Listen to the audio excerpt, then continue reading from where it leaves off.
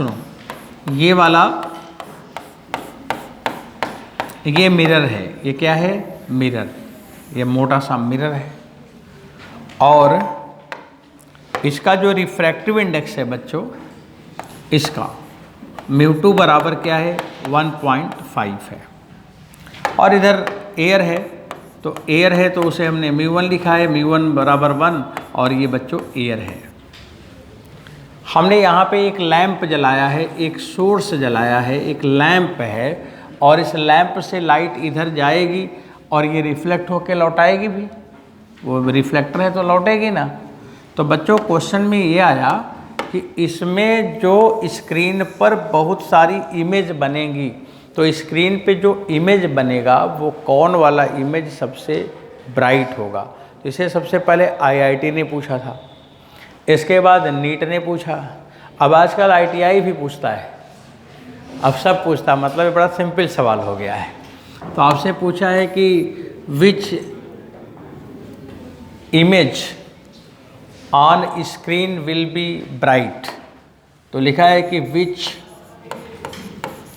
Number of image, which one image, which one image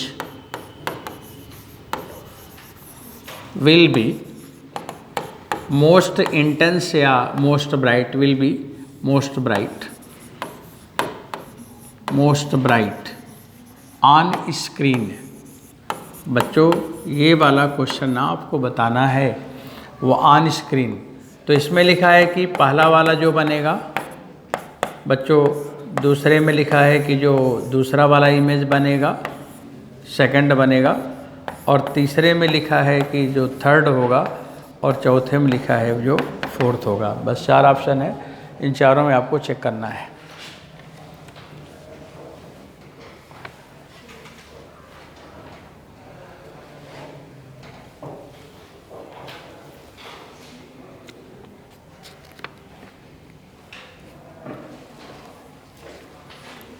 तो बच्चों ये इसमें कौन वाला आंसर सही है, चलो जल्दी से देख लेते हैं।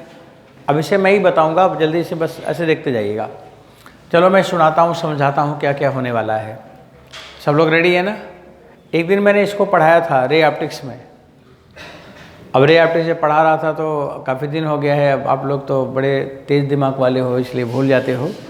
हाँ, उसे सब याद रखना चाहिए और रिवीजन करते रहना चाहिए। बच्चों एग्ज़ाम होगा और आपका इस साल का एग्ज़ाम बहुत डिफ़िकल्ट एग्ज़ाम होगा।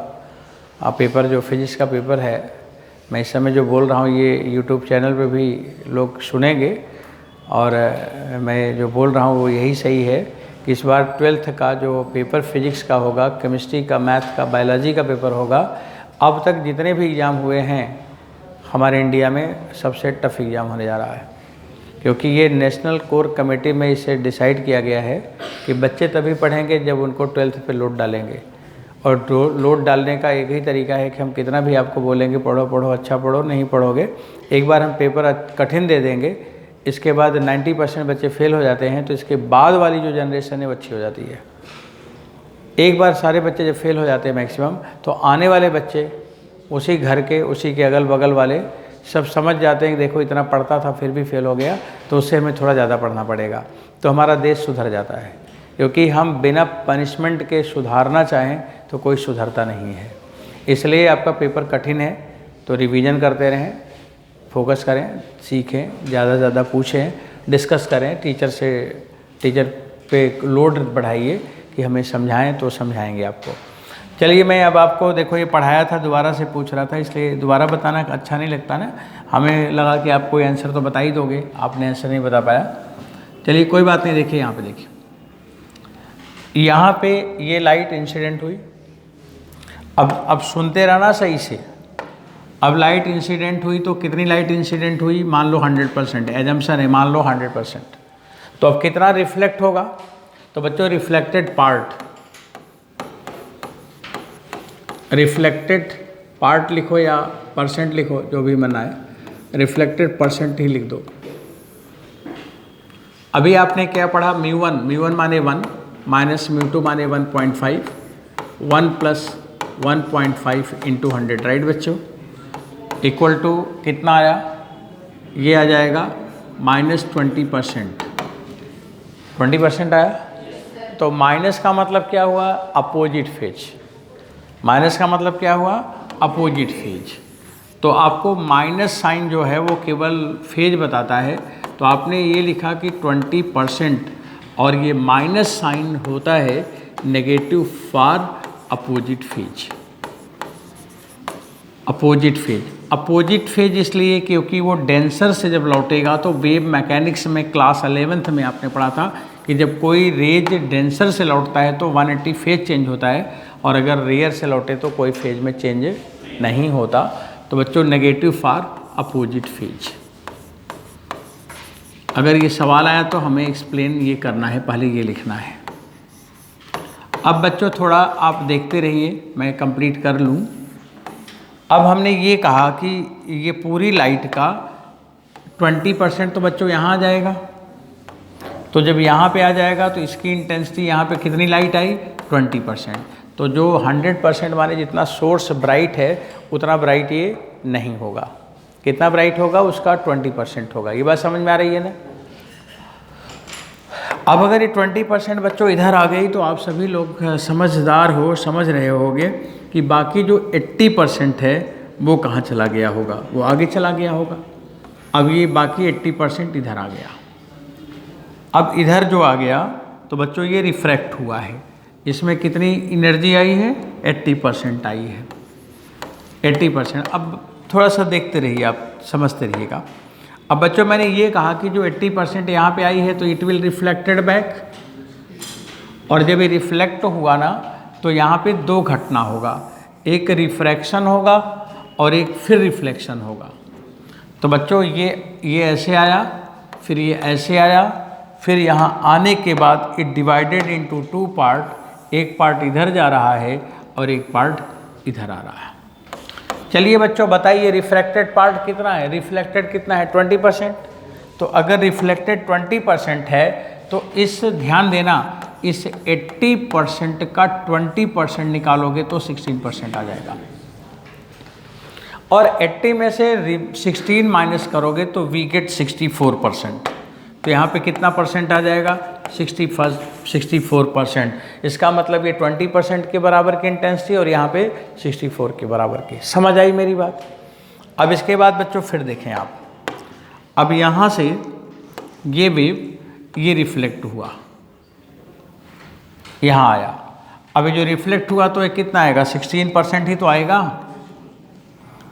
चलो यहाँ लिख दिया जाए 16% आएगा। बच्चों इसके आगे की फेनामेना, आगे की जो सिचुएशन है ना वो क्या होगी? अब एक वेव इधर आ जाएगा, क्यों भाई? और बच्चों एक वेव इधर चला जाएगा।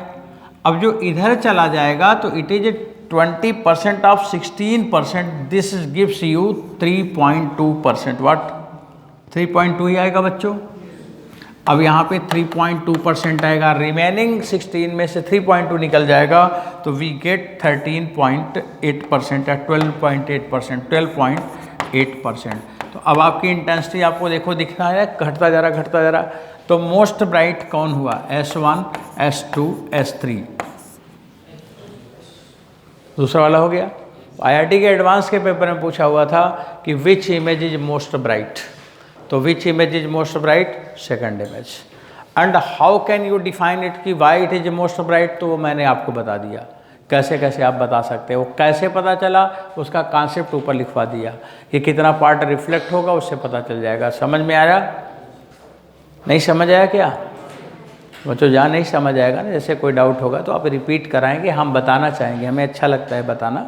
आप बस हमें ये बताओ कि नहीं समझ आया, और फिर क्या नहीं समझ आया तो उसको एक्सप्लेन करेंगे ना।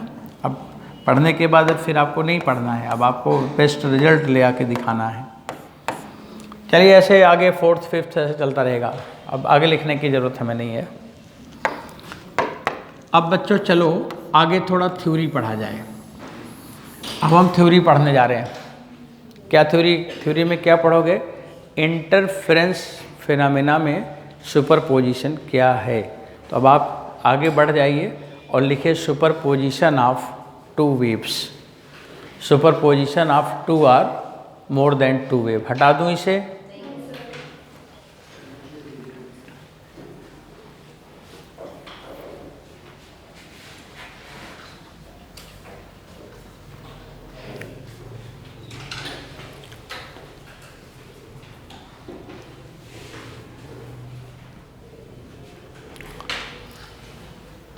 थोड़ा तेज़ करिए, थोड़ा सा और आगे बढ़ें।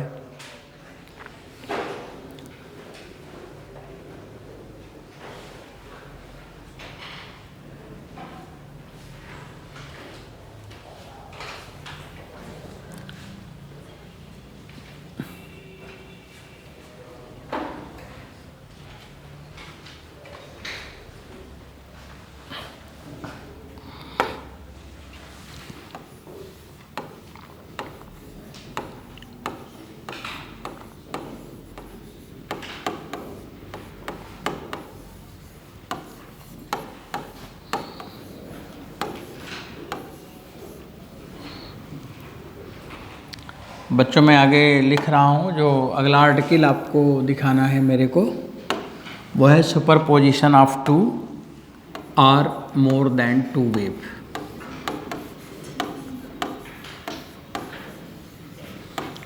टू वेव, तो superposition of two or more than two wave, हटा रहा हूँ इसे अब।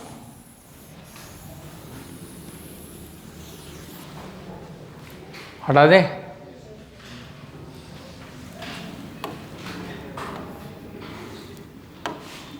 चलिए अभी इसे ना आप लोग को साथ में लिखना पड़ेगा।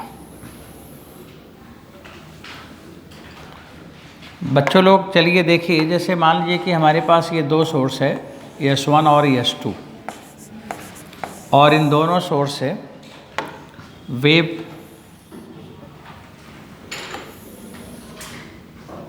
ट्रांसमिट हो रही है, और ये जो वेव है इस तरह से यहाँ आ रही है, ये वाली वेव भी यहाँ आ रही है, और यहाँ पे आके दोनों वेव मिल जा रही है। बच्चों इसका जो वेव इक्वेशन है y1 बराबर it's amplitude a1 sine omega t minus kx, ये वेव इक्वेशन है फ्रॉम 11th वेव मैकेनिक्स, आप लोगों ने पढ़ा 11th क्लास में, वही इक्वेशन लिखा है 7 ओमेगा t माइनस kx। अब देखो ये वेव ऐसे गया है, ये वेव ऐसे गया है, यहाँ पे दोनों मिल गया है, ये सोर्स के बीच का कोई सेपरेशन होगा। बच्चों आप चित्र को देखो कि ये जो वेव है, पहला वाला वेव है इतना दूरी चला, और दूसरा वाला वेव कुछ ज़्यादा दूरी चला है। आपको समझ आ रहा होगा ना कि थोड़ा ज़्यादा चला है। कौन वाला? दूसरा वाला वेव, और दोनों जाके वहाँ पे मिल गया है। अब ये कितना ज़्यादा चला है, इसके लिए हम यहाँ पे क्या करते हैं, परपेंडिकुलर ड्रा करते हैं, ऐसे ये परपेंडिकुलर ड्रा करते हैं, और जो इतना लेंथ है इतना, ये पाथ डिफरेंस होता है। क्या होता है? पाथ डिफरेंस, ये पाथ डिफरेंस होता है। अब दोनों सोर्स से वेव जनरेट हुआ, लेकिन दोनों के पाथ में अंतर है, ये लेंथ कुछ चलेगा, ये लेंथ कुछ चलेगा, और ये जितना ज़्यादा चलेगा वो डिफरेंस हो गया। और अगर बच्चों पाथ डिफरेंस यहाँ पे डेल्टा एक्स है, तो हम लोग को लिखना है फेज डिफरेंस। फेज डिफरेंस मतलब दोनों वेव में फेज का अंतर है, तो फेज डिफरेंस बराबर होता है फाई लिखा जाए अगर, तो ये लिखा जाएगा लेम्डा बाई, इसको बच्चों आप लिखेंगे 2 पाई बाई लेम्डा और path difference, 2 pi by lambda into delta x, तो आपको क्या मिल जाएगा? Phase difference. समझ आ रहा है? अब टीचर पाथ डिफरेंस दे देगा तो फेज डिफरेंस निकाल लेंगे आप। तो मैंने ये बोला कि इस जगह जो भी फेज डिफरेंस आएगा वो should not be function of time. तो ये कंफर्म करो, इंश्योर करो कि जब भी यहाँ पे मिलेगा दो वेव तो सेम फेज डिफरेंस पे मिलेगा जो यहाँ मिल रहा होगा, वो टाइम के साथ नहीं बदलेगा। जैसे अभी कुछ है, थोड़ी देर बाद वहाँ कुछ और हो जाए, ऐसा नहीं होगा। मेरी बात समझ आ रही है ना कि समय के साथ, जैसे मान लीजिए कि अगर ये बोर्ड यहाँ पर है तो चाहे जिस क्लास में आप बैठ के देखेंगे बोर्ड आपको यहीं दिखेगा। ऐसे यहाँ पर भी अगर इंटरफ्रेंस पैटर्न डेवलप हो गया है तो वो जहाँ पर कोई पैटर्न मिल रहा होगा, जो फेज रहेगा वही फेज हमेशा मेंटेन रहेगा। इसी को कहते हैं कांस्टेंट फेज रिलेशन। तो बच्चों सबसे अब चलिए ये आपका हो गया कांस्टेंट फेज रिलेशन। अब ये इंटरफ्रेंस हमें जो इफेक्ट दिखेगा वो सबसे ज़्यादा दूरी में दिखना चाहिए ना। जैसे मान लीजिए कि आपको इंटरफ्रेंस दिख रहा है मैक्सिमम मिनिमम मैक्सिमम मिनिमम, और वो 3 मिलीमीटर में दिखे, 3 मिलीमीटर में दिखे केवल, तो आपको देखने में अच्छा होगा कि मुश्किल लगेगा। और अगर 30 सेंटीमीटर में दिखे तो मतलब ठीक है, थोड़ा बहुत अच्छा हुआ। लेकिन अगर यहाँ से लेके कानपुर तक दिखे तो और अच्छा रहेगा। मान लो यहाँ से लेके पूरे अर्थ पे एक ही तरह का पैटर्न दिखे तो बहुत अच्छा लगेगा। तो इसलिए इंटरफ्रेंस अच्छा हो तो कौन सा सोर्स लेना है, नियॉन की लेजर? कौन सा सोर्स लेना है? लेजर। तो लेजर में आपने पढ़ा है कोहेरेंस लेंथ ज़्यादा, तो सबसे अच्छा इंटरफेरिंग सोर्स कौन है? लेजर। वैसे तो कोई भी सोर्स परफेक्ट नहीं है। क्यों परफेक्ट नहीं है? क्योंकि हम लोग कहते हैं कि कांस्टेंट फेज रिलेशन, ये वर्ड आता है। अब बच्चों इसको सुनिए, अगर यहाँ पे एटम से वेव जनरेट हो रहा है तो ऐसे वाइब्रेट कर रहा होगा, वाइब्रेट कर रहा होगा, एनर्जी रिलीज कर रहा होगा, वाइब्रेट कर रहा होगा, एनर्जी रिलीज कर रहा होगा। कोई भी दो एटम एक फेज में कभी नहीं रहते, कुछ अंतर होगा। इसलिए परफेक्ट इंटरफ्रेंस सोर्स तो कभी नहीं मिलेगा। फिर उसी में जो है उसी में काम चलाना है। तो जब काम चलाने के लिए फिर हमने क्या बोला कि जो इफेक्ट हमें दिखेगा, अगर हम नियॉन लैंप ले लेंगे, एक तो पहले तो एम्पलीट्यूड जो वाइब्रेटिंग एटम है वो तो सेम फेज में है नहीं। तो अगर हम कहें कि क्या कोई परफेक्ट इंटरफेरेंस सोर्स है तो बोलूँगा नहीं है, ही नहीं है। नहीं, फिर भी मेरे को दिखता है। इसका मतलब फिर हम क्या करेंगे, अब इसका एम्पलीट्यूड वाइब्रेशन तो छोड़ दो आप। अब क्या देखोगे बच्चों? कोहेरेंस लेंथ देखोगे। अगर वो 30 सेंटीमीटर है तो 30 सेंटीमीटर में इफेक्ट दिखेगा, अगर 1 किलोमीटर है तो 1 किलोमीटर में दिखेगा। तो हम कोई चीज़ को जूम करते हैं तो मेरे को अच्छा दिखता है ना। इसका मतलब हम क्या करेंगे, जूम लेंथ लें, जो ज़्यादा लेंथ हो। तो उसके लिए सबसे अच्छा कौन हुआ? लेजर। तो कभी कभी टीचर पूछते हैं कि इंटरफ्रेंस सोर्स सबसे अच्छा कौन सा है, तो उसमें 4 ऑप्शन में किसको टिक करेंगे? लेजर। कोई बोले क्यों? बोलो बस इसीलिए क्योंकि ज़्यादा दूर तक तेरे को अच्छा दिखेगा, इसका कोहेरेंस लेंथ ज़्यादा है, इसलिए अच्छा है। तो अच्छा सोर्स कौन है, पकड़ में आया? और कोई आइडियल इंटरफ्रेंस के लिए कोहेरेंट सोर्स है? आइडियल कुछ है नहीं है, क्योंकि कभी भी सेम फेज में नहीं होगा। तो बच्चों जो मैं बात अब कर रहा था, इधर क्या मैं बताने जा रहा हूँ उसको सुनो। अब ये जो y1 हो गया, a1 sign omega T minus के एक्स हो गया। बच्चा लोग कोई बता दो y2 इक्वेशन तो बताओ। Amplitude a2 sine omega T minus के एक्स प्लस, क्यों बच्चों? Delta x. नहीं समझ आ रहा क्या? अच्छा समझ आ गया, शाबाश। चलो अब इधर बताओ, फिर समझ आ गया तो y1 बराबर क्या हुआ, इक्वेशन बोलते जाएं और थोड़ी थोड़ी स्पीड बढ़ाते जाएं। ओमेगा टी माइनस के एक्स बच्चों, राइट।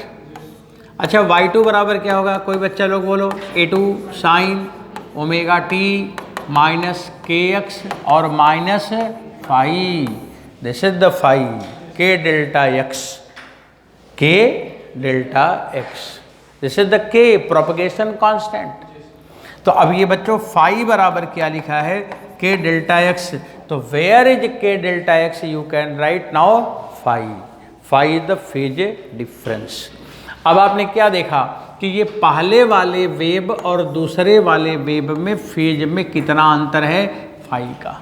ओमेगा टी माइनस के एक्स यहाँ भी है, ओमेगा टी माइनस के एक्स यहाँ भी है, और इस वाले में फाई का डिफरेंस दिख रहा है।